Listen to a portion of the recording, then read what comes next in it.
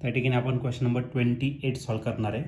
A potentiometer wire of length capital L and a resistance small r are connected in series with a battery of EMF E0. तर एक potentiometer wire दिले, त्याची length capital L इतकी आहे, resistance small r इतका आहे. तो आपल्याला सिरीजमध्ये कनेक्ट करायचा बॅटरीला, ज्याचा EMF किती आहे E0 इतका, अँड रेजिस्टन्स R1, त्याचं इंटरनल रेजिस्टन्स, त्या बॅटरीचं इंटरनल रेजिस्टन्स किती असणार R1 इतकं. A cell of unknown EMF E is balance at a length small l.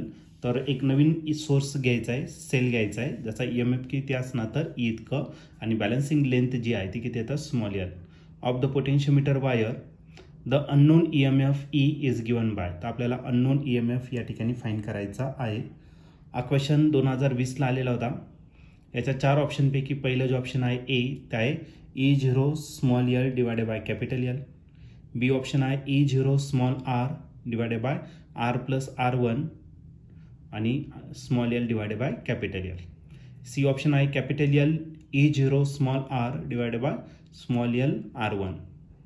Capital D option जे आहे capital L E0 small r divided by small r plus R1 into L small l. Okay, तर या 4 ऑप्शनपैकी या क्वेश्चनचा correct answer काय असणार आहे?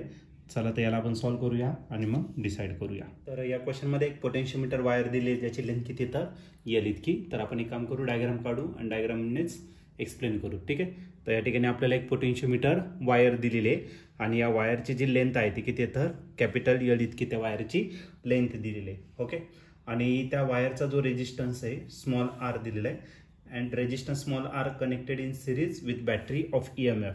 तर एक बॅटरी दिलेला आहे की पॉझिटिव्ह टर्मिनल घेऊ, ए निगेटिव्ह, आणि त्याच्या सिरीजला आपल्याला एक रेजिस्टन्स कनेक्ट करावं लावलं, त्याचा रेजिस्टन्स किती आहे तर स्मॉल r इतका दिलेला आहे. ओके, आणि त्या बॅटरीचं जे EMF आहे तर ते EMF किती दिलं तर E0 इतकं EMF आपल्याला या ठिकाणी दिलेलं आहे. आणि त्याचं जे इंटरनल रेजिस्टन्स आहे तर ते इंटरनल रेजिस्टन्स किती तर R1 इतकं त्याचं इंटरनल रेजिस्टन्स आहे. R आकाराला त्याला सिरीजमध्ये कनेक्ट केलेला आहे. तर तुम्ही याला एक काम करा, R1 कन्सिडर करा बॅटरीचा इंटरनल रेजिस्टन्स, आणि त्याच्या सिरीजमध्ये आणखीन एक रेजिस्टन्स कनेक्ट केला जो किती तर R इतका आहे. ओके, तर या ठिकाणी आपली सर्किट काय आली, कंप्लीट झालेली आहे. आता पुढे काय दिलेलं आहे तुम्हाला, तर आणखीन एक अननोन EMF घ्यायचा आहे. ओके, तो बॅलन्स होतो किती स्मॉल l एवढ्या लेंथवरती. ओके, तर या ठिकाणी आपण हा पॉईंट एक कन्सिडर करू आणि इथून काय करायचं, आपल्याला एक EMF घ्यायचा.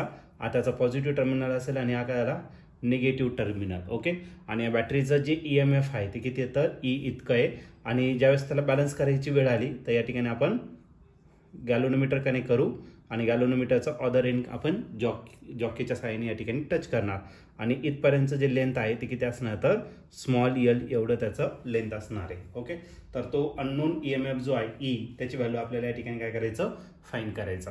सर्वात पहिले तर वरचा पार्ट विचारतच नका घेऊ, फक्त हा पार्ट आपण विचारत घेऊ. हा पार्ट मी काय करतो सध्या तर इरेज करतोय, आणि याच्यासाठी आपण काय करू तर किर्चॉफ्स व्होल्टेज लॉ या ठिकाणी अप्लाय करणार. याच्यातून करंट पास होणार आहे, आणि करंट किती पास होणार आहे तर I इतका करंट याच्यातून पास होणार. हा पोटेन्शियोमीटर वायरमधून पास होईल, इकडून मग या रेजिस्टरमधून. ओके, या डायरेक्शन का ना तर तुमचा करंट पास होणार. According to direction of current पहिलं साईन प्लस देणार, दुसरं मायनस. सिमिलरली इकडे प्लस आणि इकडे काय घेणार मायनस घेणार. याच्यावरती आपण किर्चॉफ्स व्होल्टेज लॉ या ठिकाणी आपल्याला यूज करायचं. KVL आपण यूज करणार by using KVL Kirchhoff's voltage law. या डायरेक्शन चालवलं, आजचं साईन काय आलं प्लस, आणि तो काय आला तर प्लस E0 झालं. पुढे जर गेला तर या डायरेक्शन गेलं तर लास्टचं साईन काय आलं मायनस. करंट किती आहे, करंट आहे, आणि रेजिस्टन्स किती आहे स्मॉल r इतका. त्याच्या पुढे गेलं तर मायनस, परत करंट I आणि रेजिस्टन्स किती आहे तर R1. सर्किट कंप्लीट झालं, इज इक्वल टू काय राहिला 0.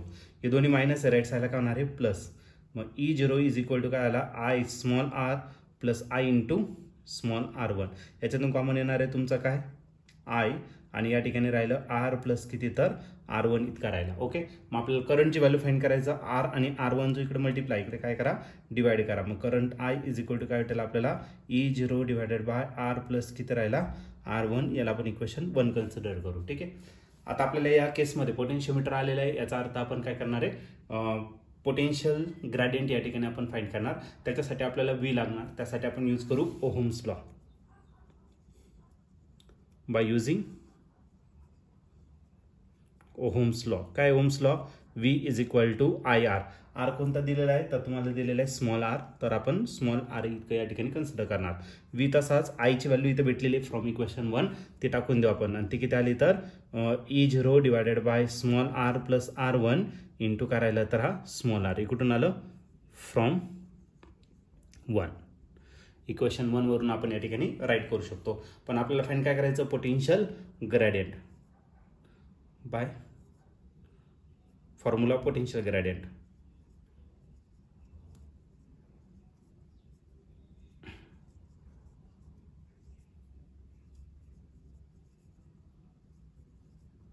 पोटेन्शियल ग्रेडियंट जर घेतला, पोटेन्शियल ग्रेडियंट कशाने बी करतो लेटर के ने, आणि याचा जो फॉर्म्युला असतो तो काय असतो तर V अपॉन L इतका. ओके, V ऑलरेडी फाइंड केले आपण, तो किती तर E0 small r divided by r plus R1 आणि R आयला काय तर कॅपिटल L एवढं काय झालं त्याची लेंथ झाली. ओके, पण आपल्याला के ने फाइंड करायचं. आपल्याला काय फाइंड करायचं, इथं जो EMF कनेक्ट केलेला होता आपण त्या EMF ची काय करायची व्हॅल्यू आपल्याला या ठिकाणी फाइंड करायचं. मग इथं आपण एक EMF कनेक्ट करणार आहे, ज्याचं EMF किती असणार तर E इतकं त्याचं EMF असणार, आणि त्याची जी बॅलन्सिंग लेंथ आहे इथं आपण गॅल्व्हनोमीटर कनेक्ट करणार, आणि त्याची जी बॅलन्सिंग लेंथ आहे ती किती घेतली तर स्मॉल r.